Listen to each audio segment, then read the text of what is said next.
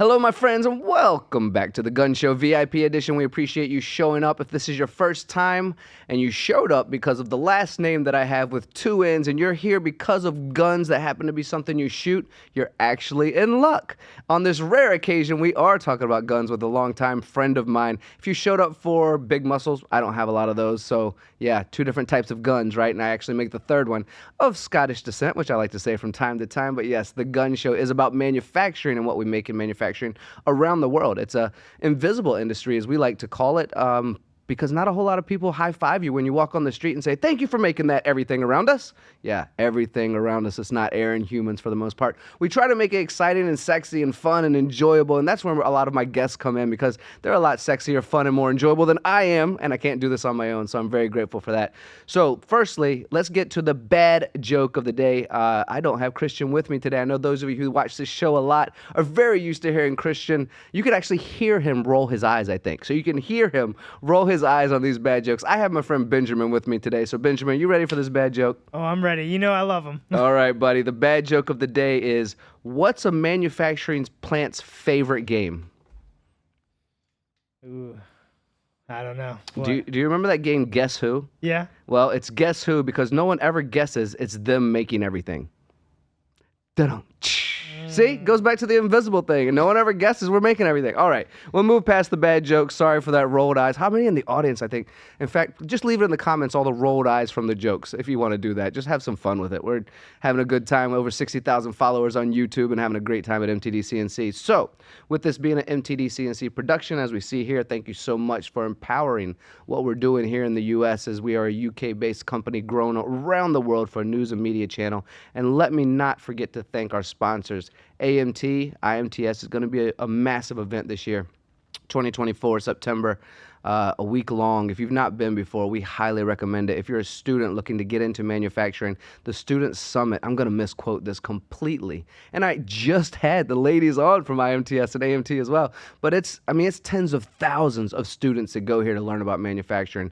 And it's some of the latest and greatest technology. It's the biggest manufacturing show as a whole in the entire country that happens every year. So we invite you. And now if you see me and the Gun Show and MTD, by all means, give me a high five as well. Take a picture. We'll have some fun. And then let's thank EBITDA Growth Systems. These guys are incredible. Whether you are a shop that's struggling and need to figure out how to get into a successful, efficient shop, or you are a successful shop, but you're looking to double your profits and maybe even sell at some point in the future, EBITDA Growth System guarantees they'll double your profits within 3 years. Tell me that's not a magic keyword right there. So with that being said, let's move into our guest, the guy we have here today, and the intro that I found on his website. And the reason why we are friends today is for many, many reasons. But occasionally, technological leaps inform both the trajectory and the velocity of progress. VKTR, which I just found out doesn't actually mean anything, which we'll talk about in a little bit. VKTR, with its super cool logo, Industries combines passion, precision, and purpose with a proprietary technology to produce exceptional firearms unlike anything else the industry has to experience to date. That's pretty powerful, but it doesn't end there, although that is powerful. I should just stop there, but we're not. Okay, never settling for what is. VKTR Industries believes firmly in evolution through design. By implementing the refinement of technical processes that deconstructs barriers of craftsmanship, VKTR has opened new possibilities of precision and has redefined the standard for excellence in firearms manufacturing. VKTR Industries has established itself within the intersection of revolutionary design and cutting-edge manufacturing capability. The team at VKTR draws from decades of engineering, manufacturing, and firearms industry experience to bring consumers a fresh new take on precision. Ooh, that last word's a tough one. Armaments? How do you say that, Dave? Armaments. Armaments. See, I should have gone to school longer, I tell you. And I just accidentally introduced my guest as well, so please thank my friend Dave Rybacki. He's actually the head janitor at VKTR. That's what it says on his LinkedIn. He's obviously not. What is your real title, Dave? And thank you for being here. Welcome back to the Gun Show, my friends. This is the VIP edition. The real title is head janitor. Of course it is. You're not going to change that, are you? It's on my business card. It's on my thing. If you don't get the joke, we really don't need to talk. But the joke is, the head janitor title's always been fun, but it's there because as owners and everything else, we deal with all the shit, right? Whether it's 2 a.m, whether it's 8 a.m., whether it's this or that, whether it's an employee that calls in, whether it's a problem that comes up, you just deal with it all. Yeah. In fact, your phone buzzed right before we started hit record on this thing. You were already dealing with some stuff. Yeah. I mean, I turned it on Do Not Disturb. You so gave we're your good for an phone hour. away just now Yeah. to Ben so you wouldn't be bothered. All right. Let's start the show off. Dave, you and I have been friends for quite a while now, and I'd like to introduce. I think 6+ years. Yeah, it's been a while now. I'd like to introduce this conversation by saying that Dave and I think, are a great reason or a great friendship of people who kind of sit not on opposite sides of the fence, because we both sit on the fence talking about these topics. So we don't sit on opposites, but Dave is very much, let's create some guns, let's be respectful, let's honor this trajectory that we have, let's make sure that we're being respectful to this part of the industry. And I myself have never really shot guns, and although I'm in manufacturing, have never designed, built, engineered, or really sought after shooting them or being a part of that world. But Dave and I talk a lot about how I can respect it, how others can respect it, how we can be safe about it, and how we can honor a tradition that's been for a long time. So I'm going to let you talk more about that, Dave, but I bring that up because I want to do a cheers with you to start this show off. We both enjoy a good scotch. We both enjoy a good bourbon, a good whiskey, we could enjoy a good drink from time to time. Yeah. Anything you'd like to cheers to today before we get really into the mud of this show? Good health. We could use some of that. And speaking of good health, you look freaking fantastic. 90 pounds in just a few months? Since July. Whew. I mean, this dude is getting sexier and sexier, guys. Benjamin, flip the camera on him. Let everyone see that. He looks good. Thank you. It's been well worth it. And anybody that is worried about men's health or that kind of stuff and everything else, getting the blood work done, checking your testosterone levels, taking the weight loss shots and doing all that stuff to help you get over that first weight loss to get you into the gym and get you moving and get your energy levels back. It's been phenomenal. Well, I know we're here today to talk a little bit about VKTR Industries. We'll probably talk a little bit about your journey and getting into that. And certainly we'll talk about our friendship a little bit today as well. But would you like to talk a little bit about the health side of things? Because I know it's important to you right now. You've really invested yourself in making this happen. And because we've been friends so long, and I saw you at a heavier weight, and then seeing you at SHOT Show just a few months ago, I mean, we're two men going, well, this guy looks sexy, just having some fun with it. But you really do look good. I'm so proud of you. What made you want to do this? And let's talk about some of the joy that's happened as you've started to shred some of this off. Yeah, so obviously with business ownership, employees, growing businesses, starting new businesses, obviously we own more than one, so we do some other crazy things too, with consulting, with everything else. Yeah, no, I let myself go a little too much and got up to like 351 pounds, and I'm 6'4", so it hides well, but we call that big sexy. It didn't hide well at 351, so I was falling asleep every day at 4 o'clock. I was losing energy. I couldn't this, I couldn't that, and just wasn't good for anything. That's fair. So it's not easy, is it? No. So I tried a CPAP one night. If you have sleep apnea, the CPAP fixes it immediately. It's the only good way to fix it. You can't get around it with any of the other stuff. So we put the octopus on every night and CPAP it up, and you finally get REM sleep back and you get sleep and everything else. And like I said, I fixed my testosterone level.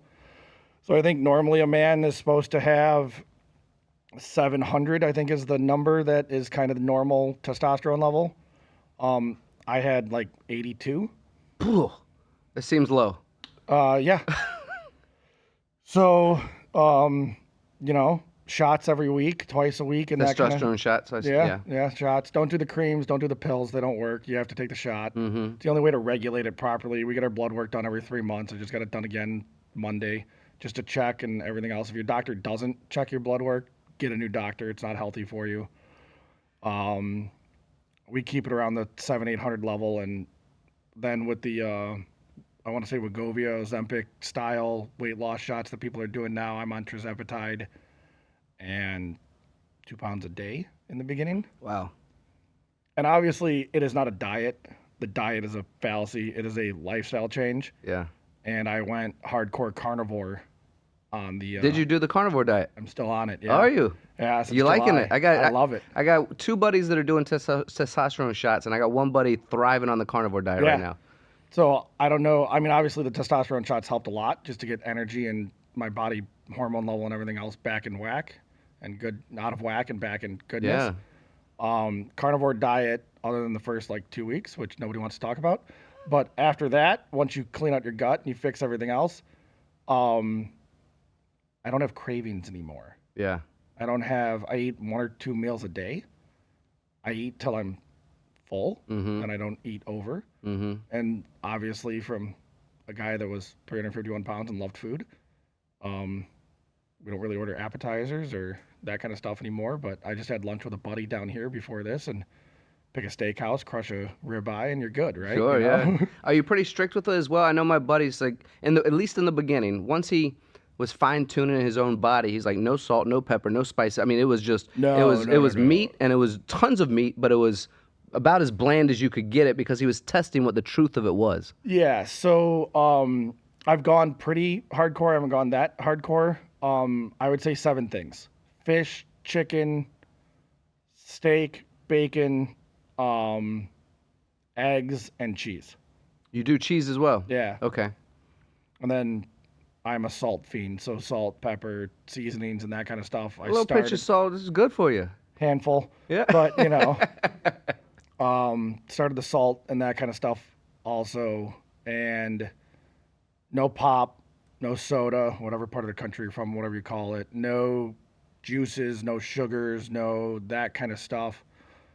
Very rarely salad. I will say that I've started to cheat a little bit. Thank you, Mother, for your birthday this weekend. The chocolate cake was delicious. But just really, if I stay on it and I'm home and I'm not traveling and I'm not doing that stuff, and you're not getting pressured into cheating on your 7 things, then it's great. Yeah.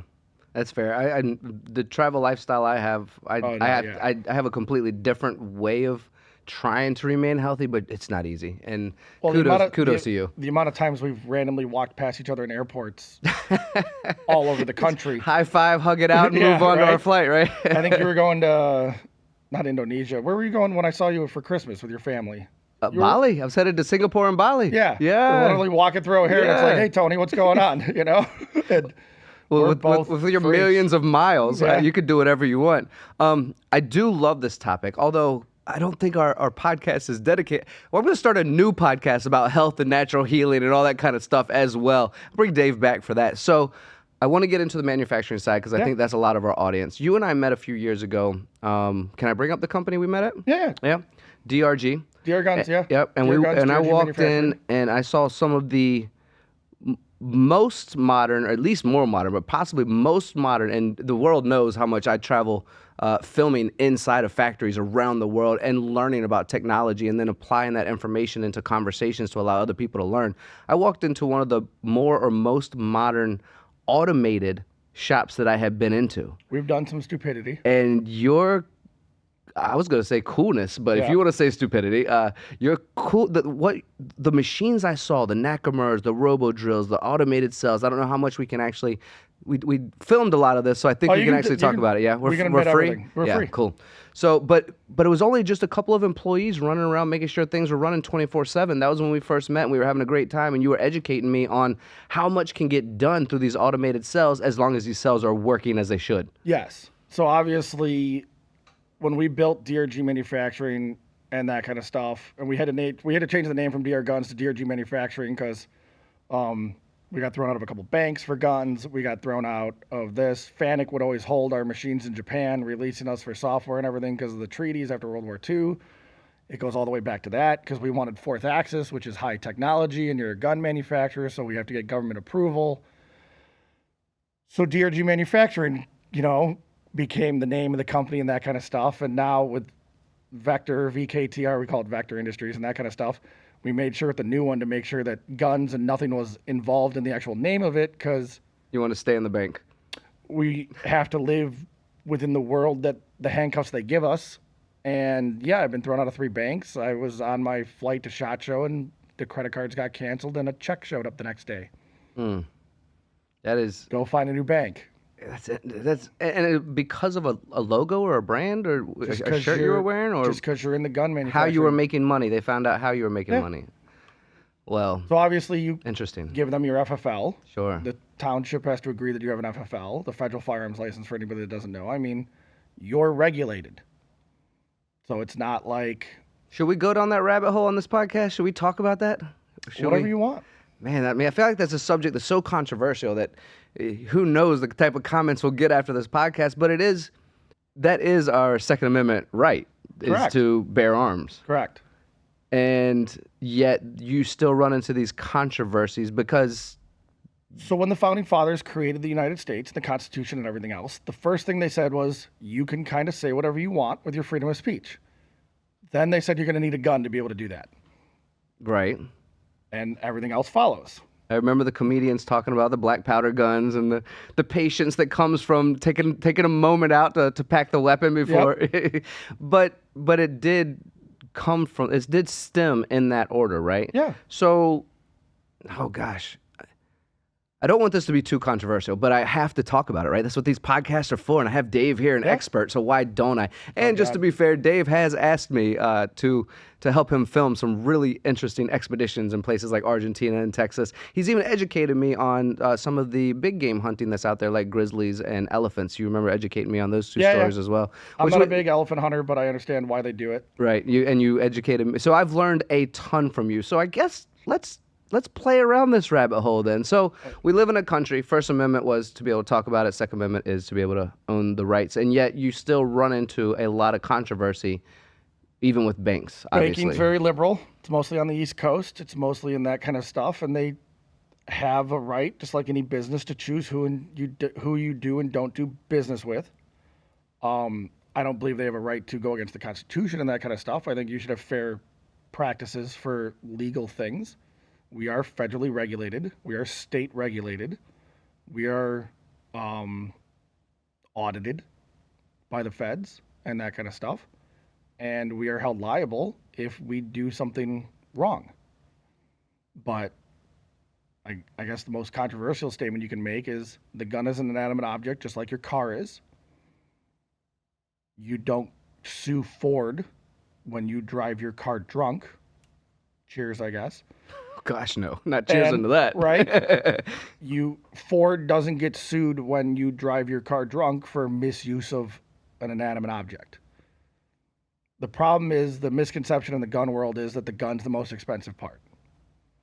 The physical metal firearm is the cheapest part of your experience, and it should be.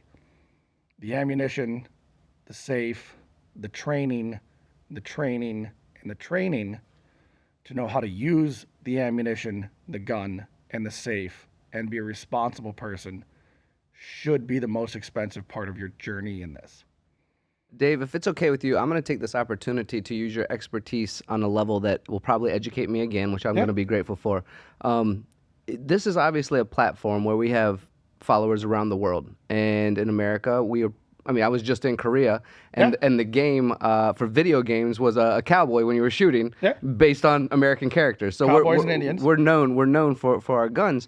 And in some parts of the world, this conversation is going to be, kind of one of those. But here in America, there's going to be people who are going to, cheer you on and clap for you, and this is something that's very important, right? Yeah. I would like to, if you can, just kind of tear away at some of the, let's say, opposite sides' concerns and worries that as a pro-gun person, because I would make the discussion pro-responsible, right? Yes. Legal, responsible gun ownership. Because a stereotype sitting on a side, not me personally, but listening to people who sit on another side, says there's not enough education, there's not enough training, there's not enough of these things, and that's why there's trouble, right? So let's break down some of these barriers of conversation. And that's where the misconception that the firearm's the most expensive part needs to change. That's what made me think of that question, actually, when you brought that up. The firearm's not the most expensive part. The training, the learning how to use it, and I'm not like the tactical ninja guy, right? I'm in the manufacturing world and prints and processes and that kind of stuff, right? There's guys that know how to shoot way better than I do, and I don't even joke that I know what I'm doing.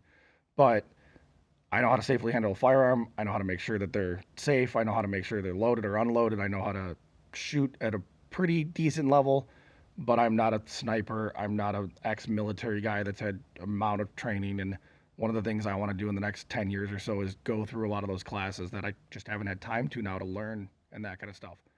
But hunting, responsible hunting and that kind of stuff, like you said with Argentina, the dove down there eat a third of the crops. So they bring high volume shooters in from around the world to go shoot 2,000 dove a day each or 1,000 dove a day each because they have 50 million dove. So if the first thing you go to is say, I'm going to start my business, but I'm going to lose 33% of my profit up front or even my revenue up front, you would try and fix that. And excuse my ignorance, but I believe that Argentina is highly agriculture as well. Oh, hugely agriculture. Oh, yeah. Best beef in the world. So based on that, 33% profits, I imagine this is detrimental to what they're trying to create down there. Oh, yeah. I mean, literally 33% of your field in Cordoba is going to get eaten by the dove. It's an interesting stat, right? Because it does flip the script on why certain things are done or how to carry out responsible situations. Correct. And Argentina and basic, and everyone, again, we have property down there and we go back and forth way too much, but Argentina has really, truly kind of like organic practices without being like certified organic. All the pesticides and stuff that might fight off the... They don't do it. Right. So instead of spraying the crops with everything to try and repel the dove and kill them and that kind of stuff, they shoot them. And they get Americans to come down and pay them to shoot them. Okay, I'm seeing, I don't love murder a whole lot, but I am seeing some wins here. I don't like pesticides and... Whether it's pesticides or a gun, right? I think probably being poisoned would be worse than just finishing it off, right? Yeah. And also, you said making money, and also, at the end of the day, the pesticides aren't going into the humans. They're not going to the humans, not going to the ground, they're not going to the drinking water, they're not going into everything else that... The other animals as well, yep. Yeah. The whole ecosystem. Yeah. And that's what pesticides kind of do. Yeah. Oh, yeah. Certain things are good and certain things are not good. I do like an onion that I don't cry when I cut, but I also understand the biology behind it. It's kind of messed up. I thought you were a crier. I'm always a crier. I thought you were a sensitive guy, right? Yeah. All right, so let's get back to the manufacturing side of things, and we'll probably just continue to sway into these conversations, but I'm going to try and pull it back from time to time. Automation is all, because what I want to do, Dave, is with this new company of yours, and you've been doing really well. I'm looking at your site right now and looking at, the VK-1 rifle, your VK-1 PW, rifle, complete bolt carrier group. I mean, your manufacturing, even the statement at the beginning of the About page, it's a powerful statement. So I need to help the audience, because I know you well, figure out how we got here to this elite level of creation, and I know you and what you've built. I've seen you with the folks at Hydromat. I've seen you making some automation cells that I had never seen before. You took me into a back room and said, we can't talk about this one. We can't film this one, but I saw parts popping off like crazy. And the way you were doing it was inspiring to me on the manufacturing side. So let's build that repertoire of who you are and what you've created now and why you can make these statements on your About page of your website, and people can trust and believe that. At EBITDA Growth Systems, we guarantee to double your value in 3 years. Well, instead of telling you about a guarantee, how about if I tell you a story? We had a shop owner come to us at an event saying, I'm not sure if you can help us. He said, we have our credit lines maxed out in our business. I have a second mortgage on my home, it's maxed out. I'm not sure what to do. I have a payroll coming up next week and I don't know if I'm gonna make it. Can you help us? We said we weren't sure, so we came in and we came alongside of him. In 18 months, he went from not having any money to having over $800,000 in the bank and having a 6 times exit what his value was at that day. And now he's living a life that he always dreamed of with his family. And it's fantastic, and that's what's really rewarding for us, and that's what EBITDA Growth Systems is all about. If you want to know more about EBITDA Growth Systems, go to www.ebitagrowthsystems.com, EBITDA growthsystems.com, and go to our contact page where I will reach out to you personally. So we built a company called DR Guns, turned into DRG Manufacturing. I sold it to my sister a year and a half ago or so. And I moved out of Illinois. I'm down in Missouri now with Vector and that kind of stuff on 12.5 acres, loving it. Mm-hmm. But she's turning it into Outer Wild Manufacturing now and running under that brand name and everything. And yes, the automation, I always say the luckiest thing I had was when we built it from scratch is that my father wasn't a 5th generation machinist. I didn't walk into a shop with 100 machines that did random things, right? Remember you telling me that actually several years ago. Yeah. That's a quote in an interview actually. Yeah, so we were able to build it with brand new equipment from scratch for a purpose. And the 6-year process was we built a $2 million plus automation cell per part. So there's 5 major parts in an AR-15 that are 1, expensive, and 2, hard to get by, and a barrier to entry. So the upper and the lower, the handguard, the barrel, and the complete bolt carrier group. So that kind of springs, triggers, pins, all that kind of stuff, never buy a machine to make springs. There's Right. plenty of companies running old, awesome battleship spring things that just make them every half second, right?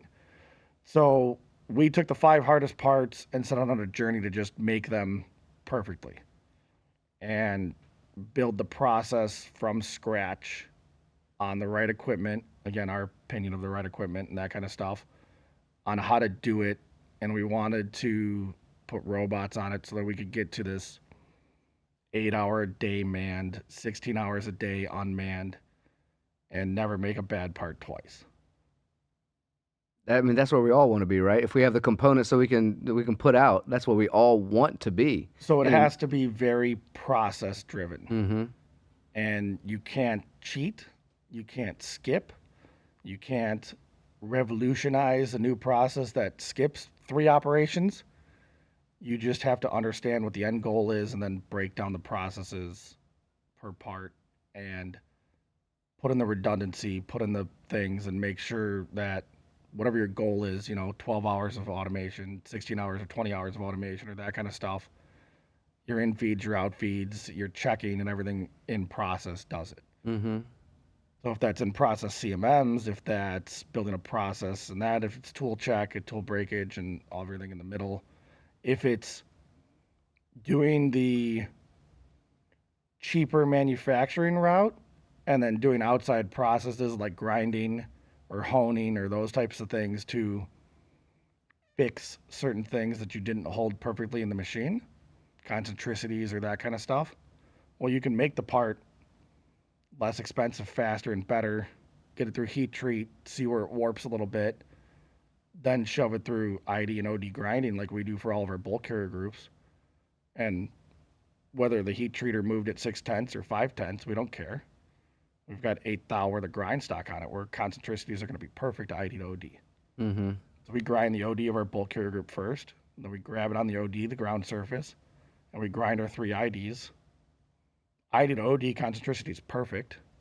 Our surface finish is a 5 or a 6 on the ID. So when we nitride, bulk carrier groups now, instead of mil-spec and chrome and phos, the gas rings on the inside are riding on glass. It's a 6. But we can't plunge grind. We have to oscillate grind. We have to this, we have to that. We have to air gauge. We have to do certain things in that process that everyone's like, why do you grind? We all just hard turn. Well, yeah, I know why you hard turn. You get a hard turning, you'll get a 18. Hard turning, you'll get a 27. Honing, you'll get an 18. Grinding, we get a 6. So there is something about it's too smooth at certain points for things to stick and everything else. You got to rough it back up. But for nitriding, it's perfect.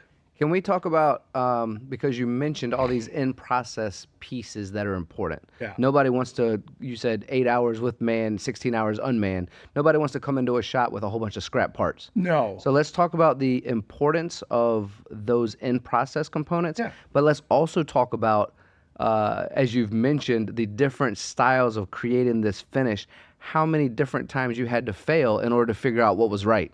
Because we have to do that based on your description just now. Yep. There's no way you know that without trying another route. So on the true military print for a bulk carrier group, it says grind after finish. I'll agree with everybody right now. I know how to make $70,000 more a month. Okay. Stop grinding. We grind 10,000 carriers a month. That's complete for a bolt and a carrier. This or that. It's about $7-8. I know where my 70 grand a month is. I can hard turn it cheaper, but then I'm going to break the hard turn, tool because of the 3 holes coming through the side bore. I've got this. Well, if I hone it, the hone follows the hole. It doesn't fix concentricities. So now I've got to go back to the lathe, put a guy in front of it, and really check concentricities because I'm not fixing them in grinding. I'm just sizing, right? So there's pluses and minuses to everything. We can run a combo tool, knock out our 3 ID bores, leave 8 thou stock, 4 thou aside, plop it through off the lathe in 2.5 minutes, 3 minutes as a form tooled blank. Take that universal blank, throw it in a robo drill on centers, on an ID mandrel and a tailstock, cut it to 20 different designs for 200 different gun manufacturers, right? It's universal. We don't go off the slot. We don't do this. We don't do that. We create it all right there after the blank. And grab it, heat treat it. We vacuum heat treat it. We don't regularly heat treat it because we don't want it to bend. Is this done in-house as well? No, we use a great company up in Illinois called Scientific. They're phenomenal. I know them, actually, yeah. They're great. So Good group. don't use them. They're terrible. Because you don't want the competition. Don't fuck up our supply chain. But no, they're great guys. They do phenomenal work. They put a ton of stuff through. I think some of the best compliments we can give is to tell people don't do it because we need it more. Yeah. They're great. Don't use them. yeah. Can we talk a little bit about, you've called it Vector now, VKTR, right? Yeah. It kind of looks like a Vector. The logo's super cool, by the way, Industries. What would you currently say that you're working on, currently manufacturing, currently doing that an end user, a buyer, would say, I want to go work with Dave, I want to buy this product? What are you guys doing differently? Where do you excel as I scroll through your site looking at this cool stuff? 99% of AR-15s on the market right now are probably DI driven. So they're direct impingement. So you have a gas block, you have a gas tube, and gas goes through the hole in the barrel into the block and down the tube. The gas goes into the bolt carrier group and cycles the gun. You can't do much with it at that point to fix recoil and that kind of stuff without adding buffer weights, spring weights, and other things to the back end to slow down the cyclic rate. So the bolt carrier group going back and forth is the cyclic rate of how fast that gun will automatically reload and fire. Where with Vector Industries, we have a patented short stroke piston system. So we have a gas block, but we have a gas nozzle on it, and then we have a one-piece op rod that goes over that nozzle. And when gas moves an inch instead of 7 inches, it fires the op rod, which mechanically hits the carrier and sends it back. The difference with our system is the self-regulating piston system. It's not adjustable. It self-regulates. So 55 grain ammo, 79 grain ammo, 69 grain ammo, 62 grain, suppressor on, suppressor off, all that type of stuff, it dumps gas mid-stroke after function. So we have 3 holes, and then we have 3 more holes right after those 3 holes. The first 3 holes start the function and get it to function. Mechanically, however far that overgas dumps the op rod further back for milliseconds and time and all that kind of mechanical thing. The other 3 holes open for a millisecond, 2 milliseconds, halfway, all the way, and then all 6 holes open and we just dump gas. Dave, listening to you talk about this, it sounds like a significant advancement, but you seem so open to talk about it. Is this not... It's all patented. I was going to say, it has to either be patented. Something's going on here. There's 8 utility patents on the complete weapons system. So we stick a pin in the barrel behind the gas hole so the gas block slides over the pin and can't go this way, right? Then we put a pin through the gas block here so the gas block can't go this way. Well, if it can't go this way and it can't go this way, it's perfectly aligned every time. Wow. How did you get to the point where you knew that this was a solution? So every firearm the government has bought in the last 3 to 4 years has been short stroke piston system. So there's a short stroke piston system, there's a long stroke piston system, and there's a DI system. So AKs are long stroke, where you have something physically connected and bolted or welded to the carrier, and then the whole operational rod and carrier are all connected and move it with once. Where we have like a 3-piece system where you have the nozzle, the op rod, and the carrier. So the op rod is spring assisted to go back home after function and gas released, and the carrier does its thing. So after it hits the carrier, the op rod goes home, and then the carrier goes back. With our system, we run a carbine buffer and a carbine spring for weight, where most people are running H2s, H3s. It matters. There's 2 tungsten weights, there's 3 tungsten weights instead of steel weights. So you're adding more ounces, and you're adding more spring pressure to the back of the gun to slow the carrier down.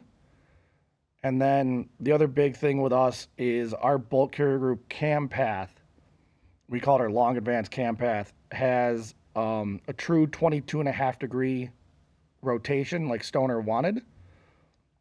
A regular TDP gun has a 20.7 degree cam path, so we dwell locked for 2 degrees longer.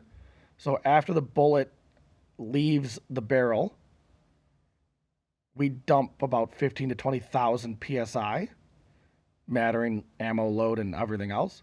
So our gun operates at a lower operating pressure, so it's automatically we've dwelled the cyclic rate and slowed it down. You know, coming from an engineering background and not ever making guns, Yeah. but making lots of other things and being, you know, in charge of R&D departments, I understand The concept. the math, and the trial that goes into figuring this stuff out. Yep. It couldn't have been overnight. No. But just the mindset of thinking there's something that's got to be better, something we can do better. How did that journey go? Was it like you were laying in bed and a light bulb went off? You go, So we've that's what will known- work. Let's run a test. So I own the patent on the ambidextrous, fully ambidextrous lower receiver. I licensed the 7 other patents from the engineer that created the operating system and all that kind of stuff.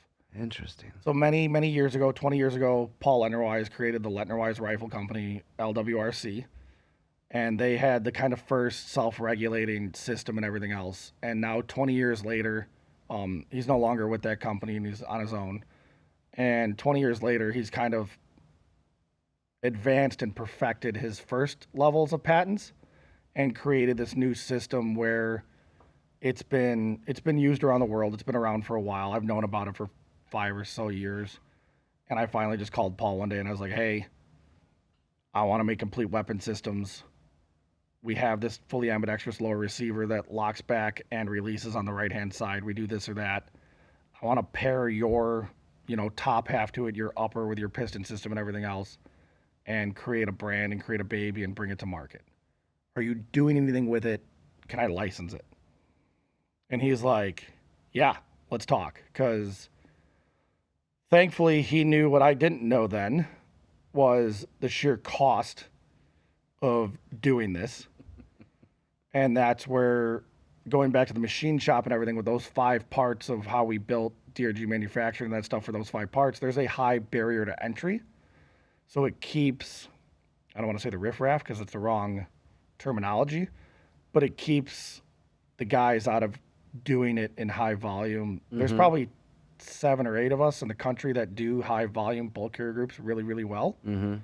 And then there's a lot of guys that buy the cheapest part from other people that just make one of the parts instead of all the parts. Some things don't change depending on whatever you're making, does it? Doesn't matter.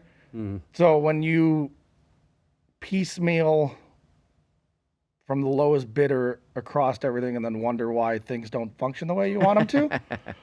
Didn't our car industry have that issue about 40 years ago or something like that? Trying to piecemeal parts from around the world? Yeah, but they fixed it with just in time. Just kidding.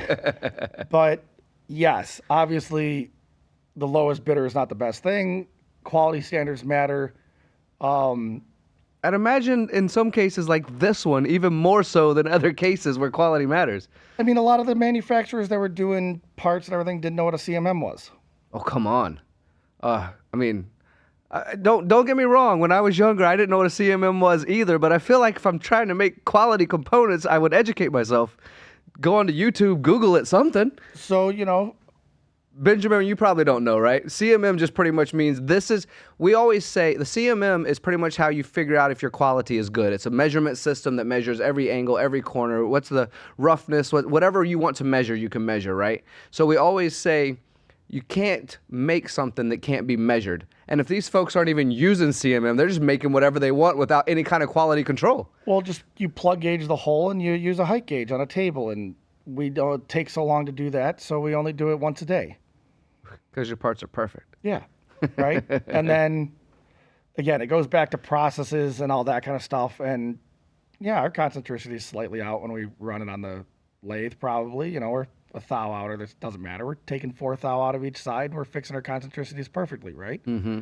So by doing the processes, you give and take, right? You can either put the guy in front of the lathe and have him check everything on the centers and check your concentricities and check everything's good and make sure everything's perfect. Or you can grind after heat treat, hard turn, after it's hard and everything.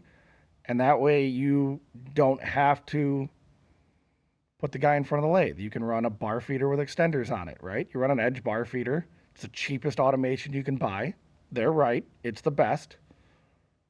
I'm not going to argue with Edge on the bar feeders. Shout out to St. Louis Edge Technologies, by the way. Yeah.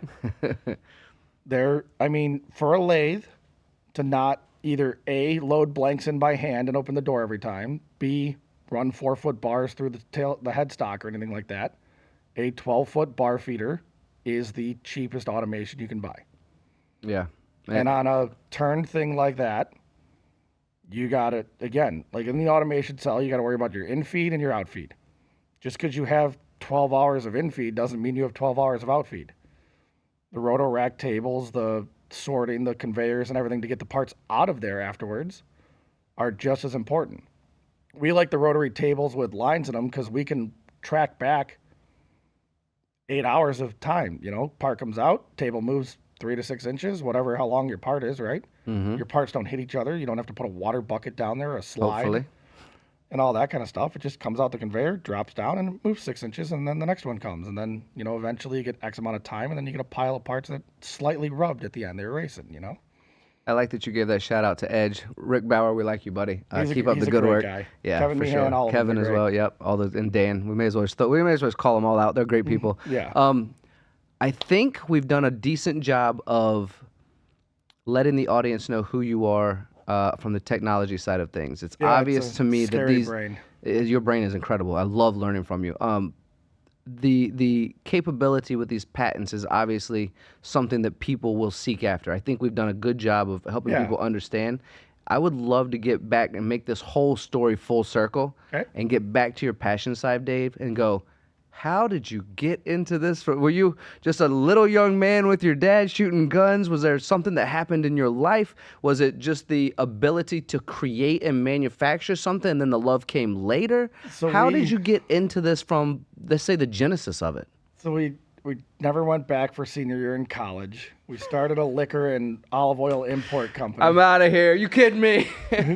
Right? Looked in the mirror and said, well, I don't need the piece of paper to work for myself, so might as well just not spend the money. We were down in Argentina doing stuff. We found an olive oil factory that did just amazing, flavored olive oils, where, most of the time you go to an Italian restaurant, there'll be a bottle of olive oil or something they call an olive oil on the table, and there'll be a bunch of stuff in the bottle that they're infusing it with, right? Mm-hmm. And it'll say cold pressed. Yeah, it'll say cold press. It'll say all the good marketing terms. Yep. They never check the pH level, and most of it's not olive oil. Because they give it away for free. Right.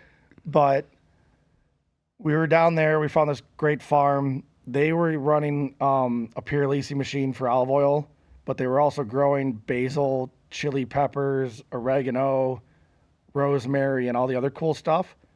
And they were running it through the Pirelisi machine also to get the pure oil extract out. And then when they blended, it no longer separated.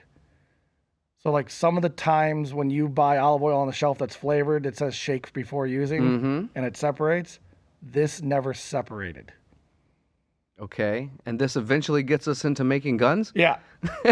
So we're doing olive oil right now. yeah. So Interesting. we first deal we ever did was with Williams-Sonoma. We had 90-day terms with the factory. We had 30-day terms with Williams-Sonoma, and we had a 30-day or a 26-day shipping window from Argentina to Chicago. Okay. It seems tight. Yep. So we bring the container into Florida, 2-person hotshot truck it up, repack it all overnight with a bunch of friends from Boy Scouts and everything else. This is right out of college or didn't go your senior year of college. Okay. Yep.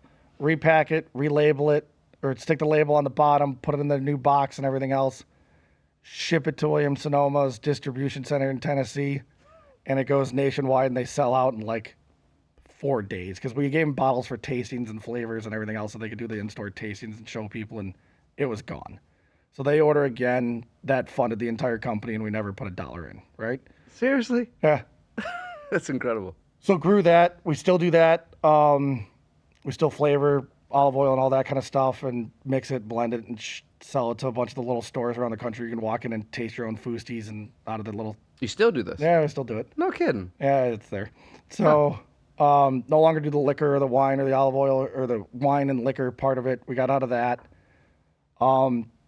Invested in a company with some friends that did automotive car jewelry. May I pause you for just a second? We'll get right back into this automotive car jewelry, as you just said. Yeah. Is this also why you're passionate about that Dove situation, losing 33%, is because you're doing crops in Argentina? Yeah, we're building an olive plantation. No down there and some other freak. See, stuff. I knew it'd come We got back around. winery. Look at that. That's amazing. Okay, back to the. What would you say about the? Automotive car jewelry. So that's the first time I met a CNC And that's a machine. thing, huh? Yeah, Automotive yeah. car jewelry. Okay. So if you got a 60s or 70s old muscle car, we were building billet dashes, billet sill plates, get rid of your stamped body by Fisher, shifting knobs and balls, shifting shifter plate covers, door vents out of billet and all that kind of stuff. And that's the first time I really met a CNC machine and learned about manufacturing, right? I don't know. Mm-hmm. So we learned how to run the CNC machines. We learned how to, and by run, I mean, take a part out, put a part in, how to tighten a vise, how to loosen a vise, how to run different ops, why different ops mattered, and how to flip a part and why you can only get to certain things and how X, Y, and Z matter on a, Haas. Self-taught? Hard knocks. Yeah. But I'm not. It's a I'm hard not knock life. I'm not a machinist, and I'll fully say that I'm not a machinist. They're awesome people. I am one that'll break shit. But these days, for the first 12 years, I would call myself a machinist. These days, I break shit with you. yeah, no, that's the guys laugh at me. We've put a robot through a fence. We've done some stupid shit. Gosh. But Where's that video? it's on the cameras. They have it.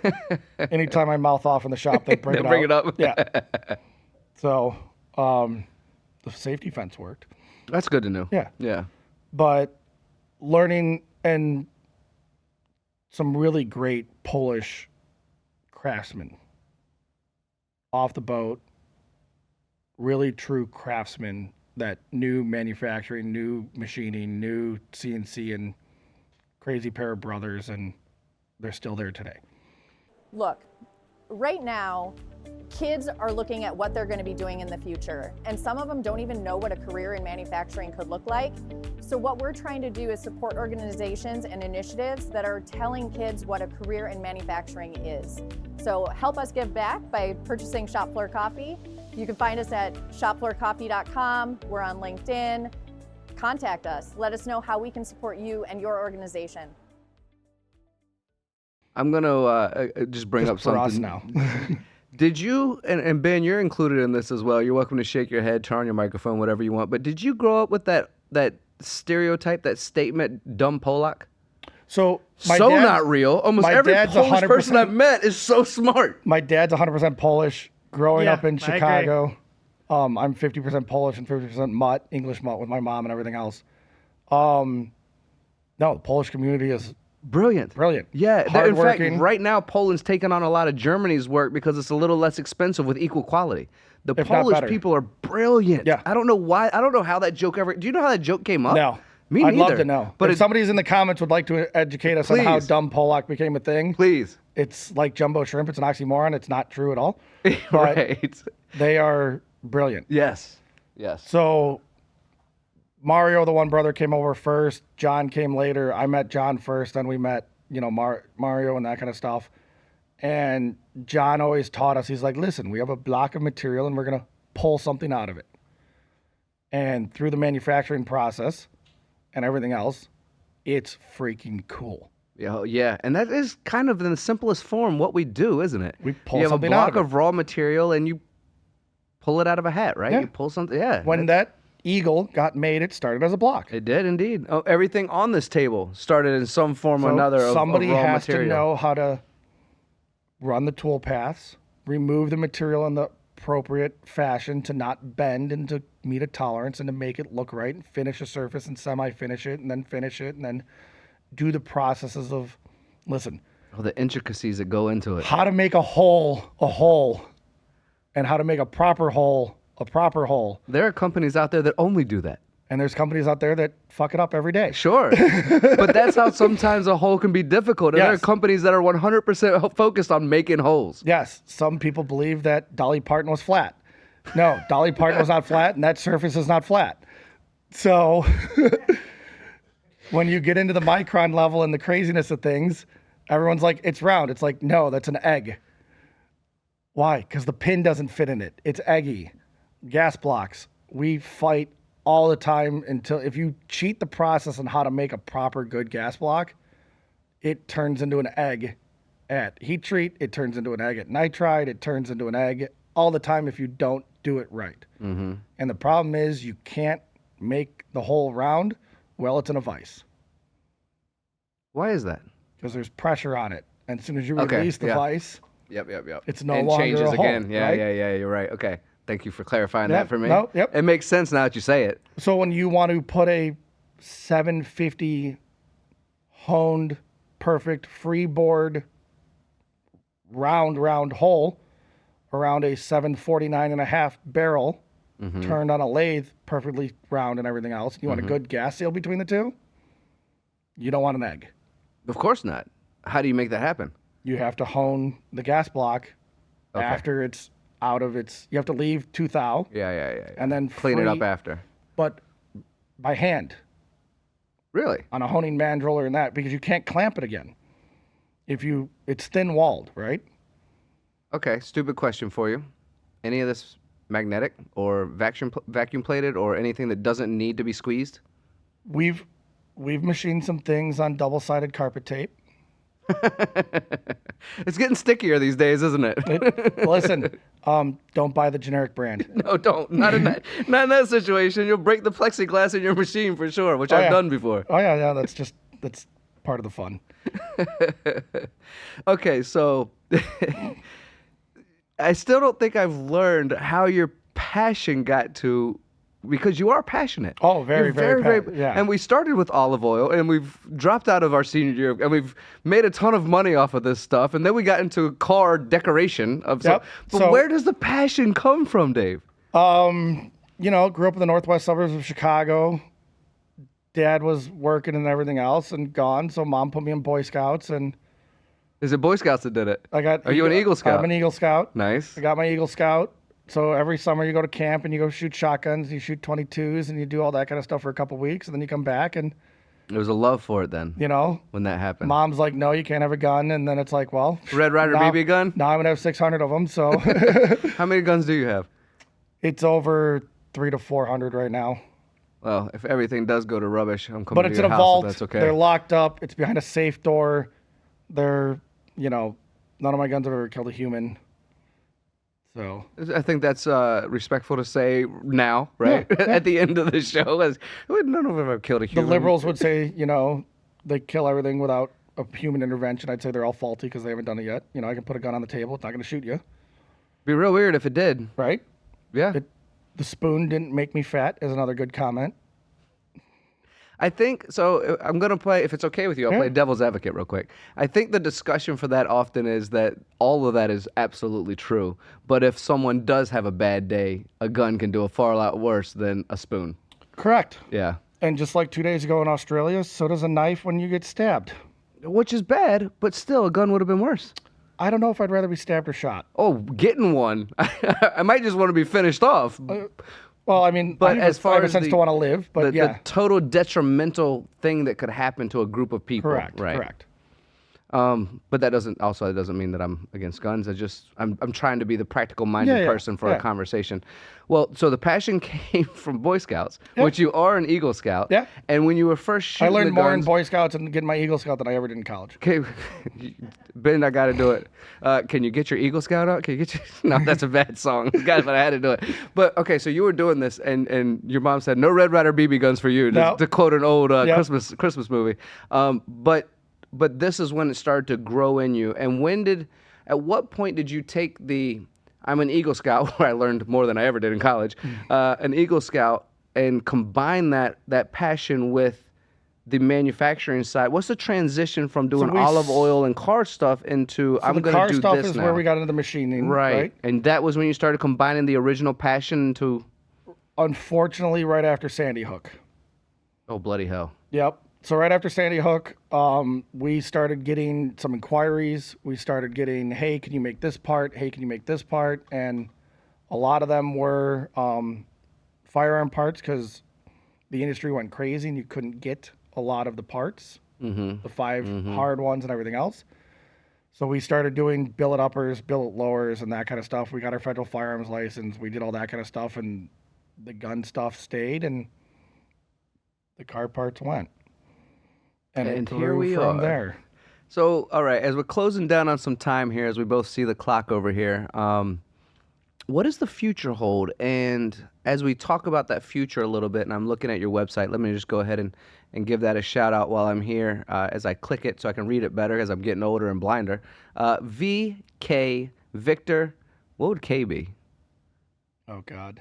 I don't know. Everybody either. asked this question. They're like, come on, come up with a cool name. Victor, Kim, Tony, anyway, VKTRIND.com is the website without me doing all of the bad acronyms to go along with it. But that is the website. Check them out. Definitely worth working with, as you can tell from Dave here. Very knowledgeable. Been doing this a long time, a couple of different companies. So worth taking a look. If you have a question, give him a shout. He'll answer all your my questions. cell phone's on the website. Yeah, other than him not having his cell phone right now during the podcast, it's always on him. I promise you. He will answer or call you right back. So a little shout out there. What does the future hold for you and the company, and what kind of messages would you like to give to the audience listening right now? Responsible gun ownership is expensive. The physical firearm is the cheapest part of your experience, or should be the cheapest part of your experience going through this world with mental health issues, craziness, and everything else, right? So we only like legal, good, responsible gun owners. Any of the other stuff we don't want, we don't like. It doesn't help us in any way. So if you're going to go down the path of gun ownership, the ammunition, the training, the safe, the proper storage, the training should be the more expensive part of your life in the firearms world. It is a big responsibility to own. They can do terrible things in the wrong hands, and we don't want that at all. That's well said. Ben, I'm going to need a moment to pause. Not in real life. Don't pause the podcast we're doing right now. Don't stop listening, my friends, by any means. But that was such a powerful moment for me that it takes me just a moment to absorb all of that. Ben, to my knowledge, you've never shot a gun, I believe. That is correct. That is correct. And I was at Silencer Co. in Utah and actually shot my first gun just a few months ago. Oh, yeah, cool. Yeah, and that was a great experience. It was cool. I shot the ceiling on an automatic weapon because they told me to lean forward, and I didn't, and it pulled back, and I hit the ceiling. But it was my first time. It happens. That's what happens on your first time, Yep. right? There's a little bit of that So stuff. what'd you think? I still sit that I don't need to go out and shoot guns regularly. No. But I can absolutely appreciate the engineering and the moment that I had with that extraordinary, and they gave me about 4 different ones. So those extraordinary creations of engineering. And let's be fair, it's been generations of evolution in that technology to come to the point that it's in right now. You know what I mean? Like, we started with we started with bow and arrow, right? And then we Yep. went to the black powder. Or I think it was a sling and a rock, as I'm named David, but And who was that other guy? some guy. Some guy. He got whooped, right? Yeah. He got whooped. Yeah. David became king. Nobody remembers the guy that lost. The big guy. Yeah. But you're right. It's so I would say that respectfully, I enjoyed that experience very much. Yeah. And in a safe, controlled environment Extremely. And where they can teach you and they did. cater you through it so that you can have the quote unquote scary experience. And I've never thought it to be, from my perspective, I've never thought it to be a scary experience to Good. shoot a gun ever. Yeah. And it's always fascinated me in the sense of how things are made. I mean, we're in that world of how things are made, right? And Great TV show on. it is. Yeah. Discovery Shout out Channel to those guys. If you ever History want to Channel. shout us out, go ahead. Yeah. How it's made. Gunn Show Podcast and MTD. Go ahead. But I'm very grateful that they presented everything in such a professional, profound, and as you said, with training and safety manner that allowed myself, and I was there with Heimbuch as well, Yeah. and my buddy Tim got Great to shoot chucks. also. Yeah, incredible chucks. That's what made that hammer that's sitting in that chair right great there, chucks. actually. Yeah, I mean, that's kind of the summary of it. My answer is that I enjoyed myself. Yeah, what we want is someone to be able to walk into a room or be around or see a firearm and not be scared. We want you to have the mental capability and knowledge to know that, oh, that's a 9mm pistol. I drop the mag like this, I rack the slide like this, and that's how I make it safe to make sure that I know that I'm good, right? If women in general, men, everybody else can just learn the safety side of it and take the fear out of it of just walking in and being like, oh my God, there's a gun, and run. You know, I want you to be empowered safely. I don't want you to live in fear of an inanimate object that just because you don't know how to use it. You know, we're taught fear every day, though, unfortunately. Oh yeah, I'm still scared of the blenders. I got my hand stuck as a kid. Did you really? Yeah. That's what you're scared of, blenders? Yeah. I'd like to add for everyone listening and watching right now that this is... Oh, sorry, beaters. In between the beaters, I got my hand stuck. Those were not the tough, too. blenders. That to your point, guns are never going to disappear. They're not. And that people like you, Dave, are so very important to allowing the people who do sit in the side of fear to slowly get back into that area that if one's sitting around, that they're not afraid. Advocacy like yours, belief like yours, training like yours, teaching like yours, you've helped me, and I'm an open-minded person. I'm sure that you can help some of the ones that are more closed as well. So thank you for doing what you're doing. I just think as a person that loves experiences, because I'm that generation, we like experiences. We do, don't we? More than things, right? We're Gen Xers that just like to try everything. Yeah. That you should be able to, in a safe manner, controlled area, try it once, and then go from there, right? I'm not saying you got to go buy 300, 400, 500 guns and 10,000 rounds of ammo and that kind of stuff and prep and everything else, but... We got you for that. Yeah, just come by. We're good. But just, if you're scared of something, go try it. Jump out of the plane. Go bungee jumping. Go whitewater rafting. In all subjects, right? Yeah. If you're scared of something, face that thing. Go for it. Yeah. Get back on the horse. Have you done those things, by the way? We're down to like 50 seconds, but have you Yeah, done those things? I've Whitewater gone- rafting, Oh, yeah, skydiving, yeah? I jumped out of a plane in New Zealand. I bungee jumped in Vegas. That's right. Me too, buddy. Whitewater rafted. That's why I appreciate you. I know we're going to go over time and you can yell at me, but the best part is when you hear the rafting guide stop telling you to paddle. And then my dad turned around and was like, why did he stop telling us to paddle? And then you just see him stuck between the raft and the rock with his legs sticking up. And my dad reached out and grabbed him, pulled him back in. And he's like, oh, thanks. The guide? Yeah.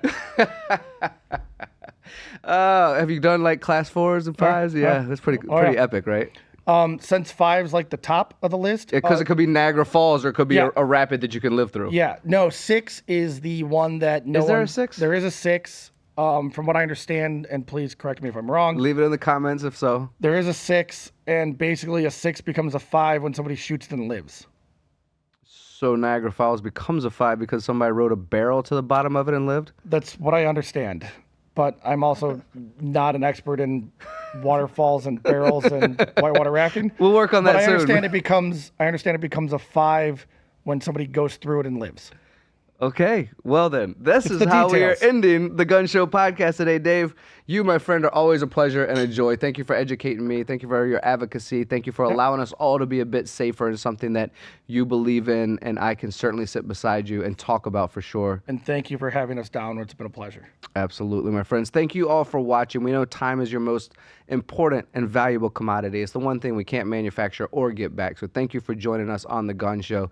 This is my buddy Dave. Check out their website, VKTRIND.com. Call it Vector, call it VKTR. That's totally up to you, but check them out either way. Thank you all for watching. We'll see you again soon.